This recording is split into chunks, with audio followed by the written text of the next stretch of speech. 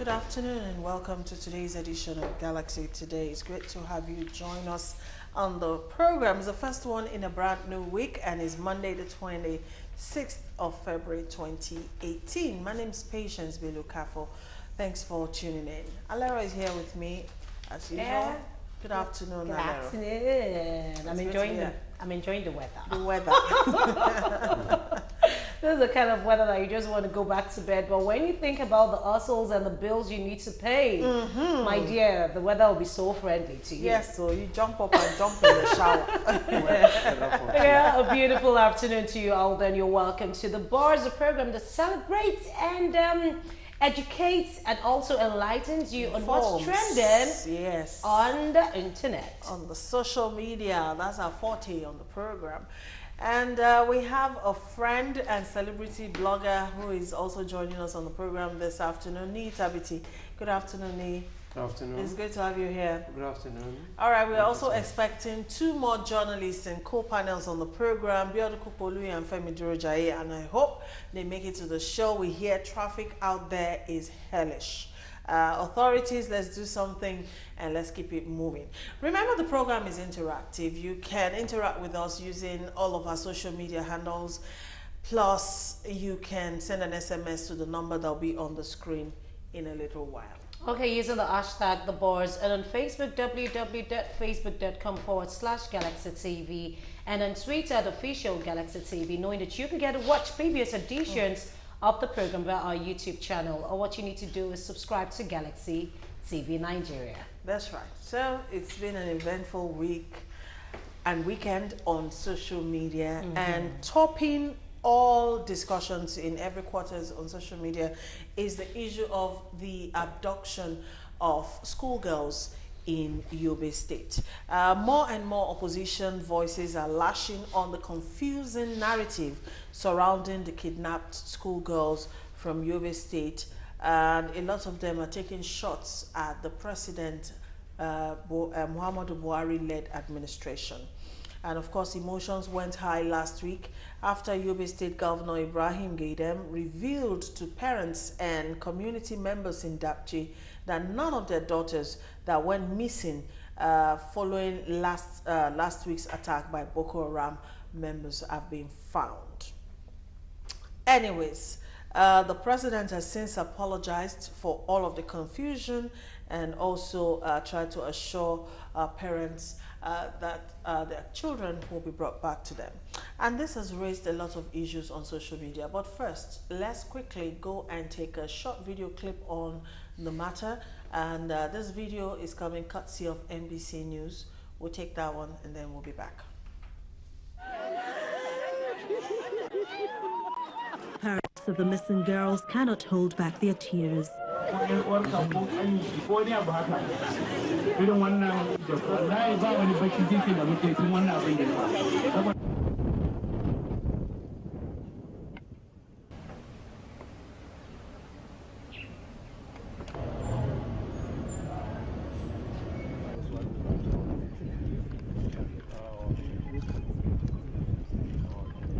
These are the dying days of Boko Haram. And what they intend to do is to embarrass government. So that's all they get to do. Their power has gone down completely. They have been pushed out of Sambisa. And they now want, you see, oxygen. Their oxygen is publicity. This is what they are looking for.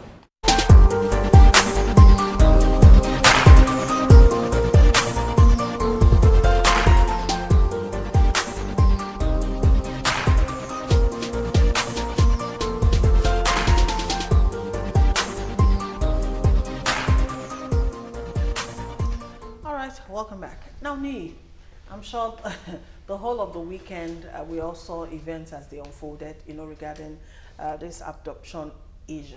Now, I want to ask a few questions. First of all, is it even right to have confusion based on a very sensitive issue such as abduction of human beings? Do you understand what I'm trying to say? To the effect that the federal government is not privy to a lot of information about whether or not girls were abducted, whether or not girls were missing, etc., etc. Is that even normal in the first place? No, it's not. It's obvious now that it's not normal because, like I always say on this program, before now about our security, the security situation, most of our security agents are distracted. A lot of time people talk about equipment, people talk about fighting tools and all of that, but I think most of the time our agents are distracted. What they are supposed to face is not what they are facing. For instance, you go on the road, a policeman that is supposed to be guiding or keeping an eye on a certain place is somewhere else asking for money from passerby, which is not right. So most of the time, then again on the government issue, you know, politics, everything has been politicized in Nigeria. If people are abducted today, people will say, oh, no, it's APC, it's PDP that is kidnapping people, instead of us to face the issue as it is. Yeah, as it is. Then again, don't forget the fact that the last election, one of the major things that actually messed PDP up was the abduction of the Chibok girls, and it was a big campaign. Whether you like it or not, that thing actually played a major role in putting down PDP after about 16 exactly, years. which is why some people still think it was a political strategy, the whole Chibok thing. Yes, you know. So right now, Nee, do you think, on a much more serious note now, because we have private schools in that same state. Yes. I know how it is, whereby you're a border and someone comes in and picks about 110 students out of the school. In one don't fell you swoop. Don't you think heads should roll? Should People should be sacked for this. Yeah. for this. But when you say head should roll, our security agent, I said something here on this program at a point that all of us, we always say, oh, when you go to America, when you go to London. Of course, it is right. Look at these people. If somebody is abducted in the UK, or there's this, what's it called, lone wolf, that will just come in and shoot people and kill people in America. Before you know it, they will discover the name of that person. They will know the person's origin, how the person came into America, or when the person came to America, or the family background and everything. But in Nigeria, such cannot happen. Anybody can do anything. People can come in and abduct like 50 or 60 people and they will go without any traces at all. Do you understand? Except sometimes people are organized and arrest some people and just say, okay, they are the one behind this. Look at the Rwanda case. Up to now, there is no way forward, because at the end of the day, they will claim that, oh, these people are victimized, or because they don't have anybody, that's why they have been arrested. So most of the time, anybody can just go in. Look at Obafemi Awolowo University, for instance, at 1 year, I think 1998, July 1. Nobody will forget what happened when a group of bandits, they just entered into the school and went to a wall of Anfaj, and they started shooting sporadically. Up to now, can you say those people who did that thing has been arrested? No. And of course, we can also, just juxtapose that with the recent shooting in Florida, where the person has already been, apprehended. But I love where, the former FBI chief, I love what he said at a point. He said that people should stop mentioning names. Because in America, people can go crazy. Even in Nigeria, people can do that just for publicity's sake. For you to know that they are, how do I call it? They are super thugs or they are super killers. So when you start mentioning their name, in those days they will mention, they can say Antonio Chocho killed 55 people. They will go to the family background, CNN will run the name, and the Americans can just do that to get that publicity. But look at the last one. I was watching CNN. They didn't mention the name of that person, and it's better that way. So until conclusive investigation has been done. They can even know the person, but they don't want to start mentioning names again, because mentioning names like giving that person some kind of prestige, popularity. I get what you mean. Nee, another thing again, let's talk about the local security, because definitely once you're coming into an environment and it's pretty late, you have the local vigilante that will be on guard. And supposedly? Supposedly. Not everywhere.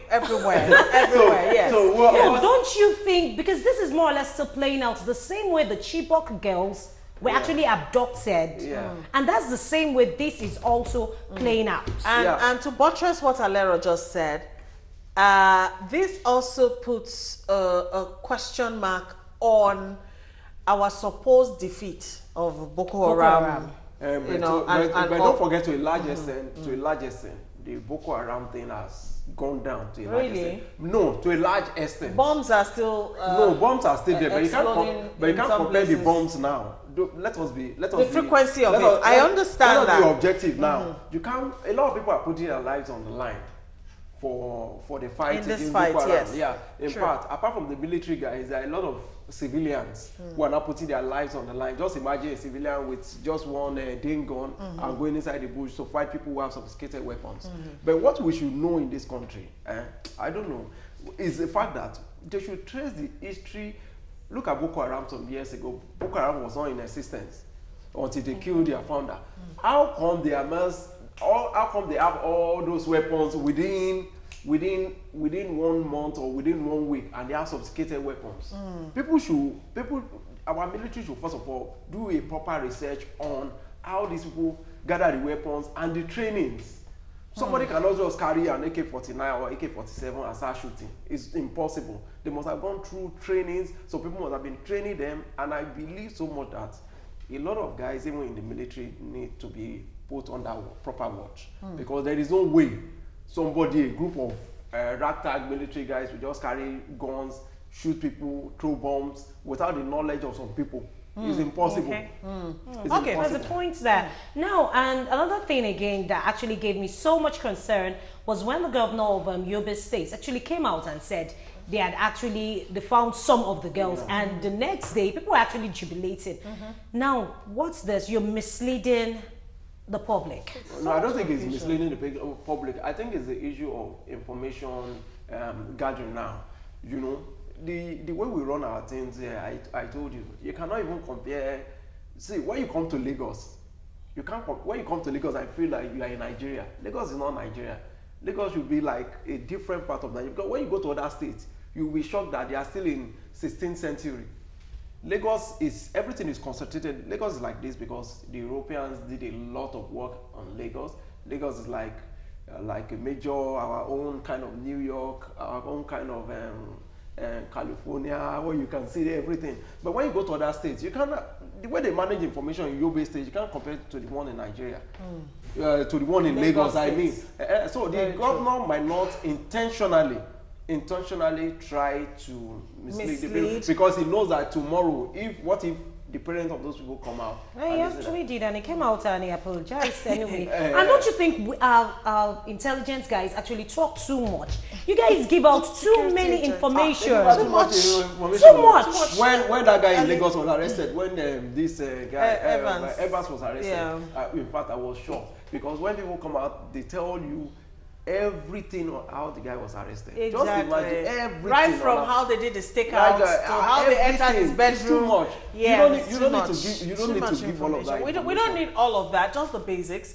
Because when you put everything out there in the public, then it becomes almost like a carnival. You know what I mean? Yes, everybody feasts on it, and before you know it, the case itself has been bastardized. Maybe they use it to score points. But when they use it to score points, at least they should try and keep some information. That's why we need a lot of undercover agents, like they do in all these European countries. A lot of civilians, we can have an intelligence office or network, and I think Lagos State will do something like that. So I'm sure, because they are investing so much money in all these trust funds on security. Look at the way they arrest all these guys in Oshodi now. All these pickpockets, they will just trace them through CCTV and okay, all right.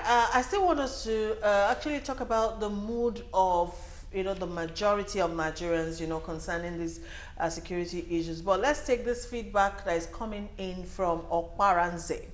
Okparanze says, please, our security and government should be proactive to issues that have to do with life. Why should we have multiple check-in points in the southern part of Nigeria, leaving the northern part that have more security challenges open? This government should tell us what they really want from Nigerians. Thanks. All right, that's Okparanze's issue. Now, the governor of Yobe, Gaydam, went seemingly maybe to pacify, parents of the missing schoolgirls and all of that. And we hear that they threw stones at him. you know, and he had to be quickly whisked away by his security people. And I also followed a thread, you know, of conversation on some social media platforms, and I saw, you know, the very vocal way Nigerians were actually commenting on the issue. But we're having getting signals. We have to take a break. We'll take a break. We'll come back and continue. Meanwhile, feedbacks are still coming in. We'll continue in a minute. Stay with us.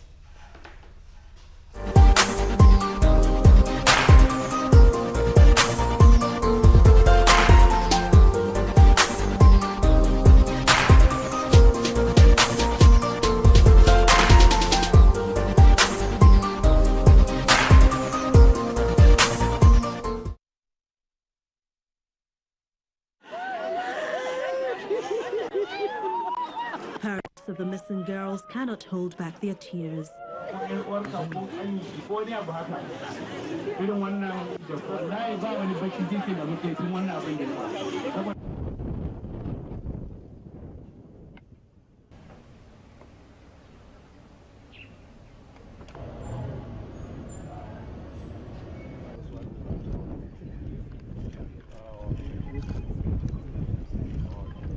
These are the dying days of Boko Haram. And what they intend to do is to embarrass government. So that's all they did to do. Their power has gone down completely. They have been pushed out of Sambisa. And they now want, you see, oxygen. Their oxygen is publicity. This is what they are looking for.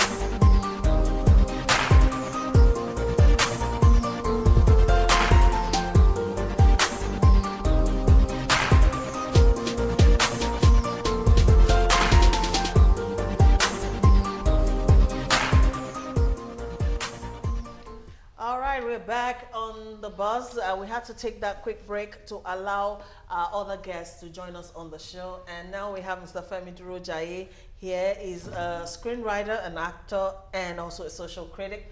Good afternoon. Thank you for joining us, Mr. Femi. Thank you for having me. All right. And of course, we still have Nii Tabiti right there. And at the end of the table over there, we have a publisher and journalist, and he's an entertainment mogul. Yeah. That's the best way to describe We call him the boss. Yes. He's Abiodun Kupolui. Good afternoon, sir. Thank you welcome, for, sir. you beat the traffic to be here. Okay, so before you came in, we were already talking about the issue of the abduction of the schoolgirls in Yobe State, and he has already said so much. Now, I did ask a question before we took that break about the mood of Nigerians really regarding issues bordering on security. You know, nobody is taking this whole thing quite seriously or putting so much trust in the government of the day, as it were. Now we hear that the governor was actually stoned. People threw stone at him, booed him out of the place. He had to be quickly whisked away. And on social media, you know, people are actually voicing out their pent-up anger and all of that. Mr. Kupolui, really, the security challenge we're having, you know, seems to be mounting by the day. What are we not doing as at yet? Well, frankly speaking, this is a low point for this administration. You know, it's a great blight on their system of administration, and I'm not going to join the people that keep, clapping for this administration as regards, you know, his approach to security. Actually, when it involves our future leaders, those children, you know, the children of these government technical and science students, actually, you know, it's a sorry case. You know, it tells us one thing, that we don't prepare. You know, we all know that all the area, the location is endangered. Yes. And yet nothing Concrete, to save the lives of these innocent children.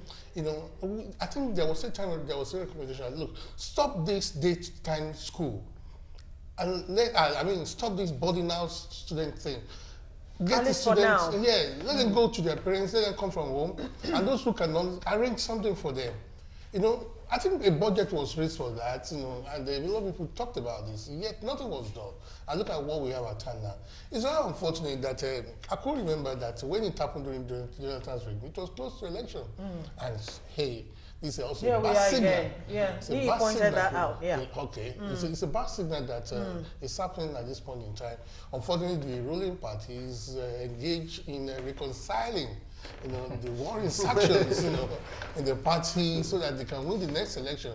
What about their promises to us to provide us security, even to pay us some money? I mean, people who are not employed in this country, 5,000 naira, they have not redeemed that promise. Many promises made were not redeemed. It's rather unfortunate. You know, so we need to look at all these issues and try to understand the fact that the government has failed totally in terms of security. Every day you tell us, oh, we have whittled down the Boko Haram people, we have conquered their territory, we have done, but yet and then we still see have these territories again. of attacks and kidnaps here and there.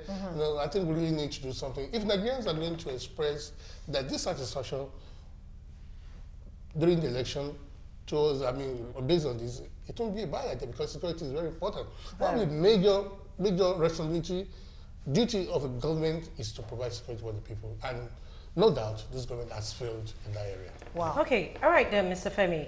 Now, like what I was asking Tabiti then, it seems to be that it's just the average Nigerian, the poor that cannot afford the all private schools, that all these things are actually being affected right now. Don't you think the poor is actually being afflicted with more? With more. It is the poor that puts the government of Buhari in power. It's really unfortunate that they're getting the short end of the stick in every sphere. You know, what happened, this recent abduction of schoolgirls, you wonder what is going on. A government says they have won the battle against Boko Haram. Boko Haram is attacking at will. If a government is responsible enough to accept that they are far behind in conquering Boko Haram, maybe the government of Yobe State will have been more primed to take security of that state more seriously. Okay. You cannot continue to lie to the people. These are some of the fallouts. You know, you give people a false sense of security. That's what is happening. I think Shekau has been arrested in my own estimation.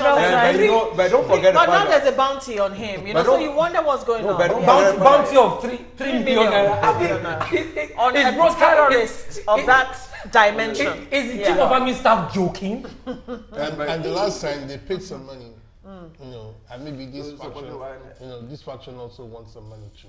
You know, I know in all parts of the world where we have cases of kidnap, people pay ransom. Yes. But they have paid, but it's getting worse. That means they have seen it as a ready meal in the handout from government. So the moment we get them kidnapped, we add some money and we pay. But don't forget, these Boko Haram, they are not actually for ransom. They are not like the one in the South. Most of the time, these guys are just there. They are just taking lives. They are religious fanatics. You know, there's a difference between fighting to kill and fighting to die. No, fighting to kill and fighting to die, they are two different things. When you are fighting to kill, maybe you are facing an opponent and you guys are trying, you are still dodging. But if somebody can come in and at anywhere with a bomb and just like all of us, we have to die together. But I think the major issue is biometrics. Look at one of the major security issues we have in Nigeria. Some people will disagree with me, but I think it still boils down to the fact that everybody that exists in Nigeria, most of us that exist in Nigeria, are not actually known to the government. What I mean is, we don't have any biometrics. We don't have any data, proper data. Look at the BVN they did now. BVN has helped to a large extent. We can dictate certain things with BVN. Why can't the government implement something of that nature for everybody. Look at it, let them start from the north, for instance, where all this thing is taking place. I tell you, if they take proper biometric of everybody, proper picture like they do when you want to get your visa, you know, there's no way you take a picture. Yeah. Those guys will dictate, even with the eyes now, people can dictate who that person really is. If ordinary Facebook, if you post a picture on Facebook, Facebook can recognize the fact that, oh, this is Alero, and advise you that you can click on it. You know, this facial identification thing. I get So now in the north, every time people just come from nowhere to shoot people and all that because they don't have any data. If they have proper data, somebody shoot today, carrying the weapon, they can detect who actually used the weapon. You're actually going too far here because one, let's talk about education. You are the same person that was still talking about how low education is right there in the north. And don't you think that concentrating on data and biometric, this guy is actually scared to go to school? I was showing patients something about a young student, people of about primary 4, so that was saying that he was not going to school unless the chief of army staff was going to be his security man, the gates man. Do you understand? So how do you expect them to be educated? Yeah. They are scared to go to school. Security is different from, when you talk about security, you are not asking anybody to go to school. If you ask somebody, if you ask someone now to come and sit down and take a picture, if this is what the military will enforce, first of all, let them enforce it. There is no way, if you go to, if you travel now, this is my Bona, he travels almost every week to America, to London, to cover film festivals and all the rest. He knows what I'm talking about. When you get to a particular airport, they can signal you and say, this person has been to America like 6 or 7 times. They will call you apart. They know you already. There are people who are watching you. But in Nigeria, I can walk on the street of, I can slap somebody or fight anybody now, covering my eyes or anything. Get away with it. Nobody will get away with it. Look at it. When there's a terror attack anywhere in some other countries, within that same day, they will know who is responsible. At least, even if they've not arrested that person, they will know who that person is. Yes. I get what you're people our are data also collection is zero. You know, and it's unfortunate.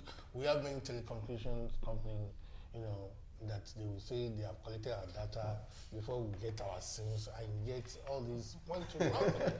You know, it point to nothing. We are using manual intelligence network. Look at what happened in Lagos Island recently when somebody was shot. Immediately that guy was shot, I knew that the guy will be arrested within a short time, or they will know the people that did it. You know why? Because in Lagos Island, look at the NURTW, for instance, when they wanted to shoot Kunle Poli recently. Kunle Poli himself knew who would have done that kind of thing. Made an attempt on his life. They will know, you know, they are within the same kind of community, Saleko, Salegogon, so they know the boys, they know, like, that one is manual intelligence, so that is manual. They can just say, okay. Well, I don't seem to agree with you, right? The issue of the NUCW, if the Lagos state government did not put pressure on the police to get the assassin, Lagos will have become a battlefield. It will have become, all these people, they will just start killing everybody. I agree. You suspect somebody in Oshodi is involved, you go and kill. So it was important, right, that they quickly get those who are responsible arrested. That's why I keep saying that we have our police, they are trained, they are good. You understand? If today they want to find out those who killed was Funshaw Williams, they will get them.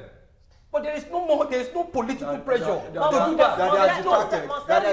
There's no political pressure to do that. Must there be matching orders on every single person that is killed before they do their job? Look, let me quickly add this. Let me clear this. You know, there is need for that political directive, you know, from the top. Because that's what happens in Nigeria. If you heard the commissioner for police, Lagos State, talking about the killings in NURTW, he said they had to apply for the IRT from the Inspector General of Police to deploy so that they can arrest. And the moment the thing was got released, that, yes. they got the arrest. So it shouldn't be like that. It shouldn't. We shouldn't wait for top directive before we do what we have to do. We move into such situations. It's so unfortunate. You know, the demography in Nigeria has changed, and of course, our intelligence gathering and security system, you know, should change too. We should be more technological. and not rely on the analog system. Exactly. And Exactly. All right, let's look at it. Just a minute. Quickly. Quickly, Our time is I want running. to say something. Yes. Those who are in charge of internal security of this country, we cannot preempt them and say they don't have intelligence. They might have intelligence. But it takes somebody in authority to say, act on. Are you telling me that DSS did not know when Boko Haram began to gather?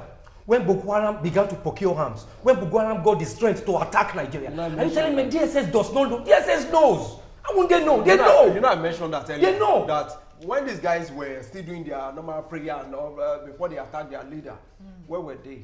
Do they have all those kind of arms? There are certain kind of arms that nobody, ordinary person cannot just come and carry an AK-49 and start shooting. Is it There must have been proper training. Exactly. You can't do bombs without proper knowledge, and it's not a day's job. Yeah. So all these guys. So Boko Haram, in essence, literally grew on us. Yeah, they grew on us. Yeah. They know.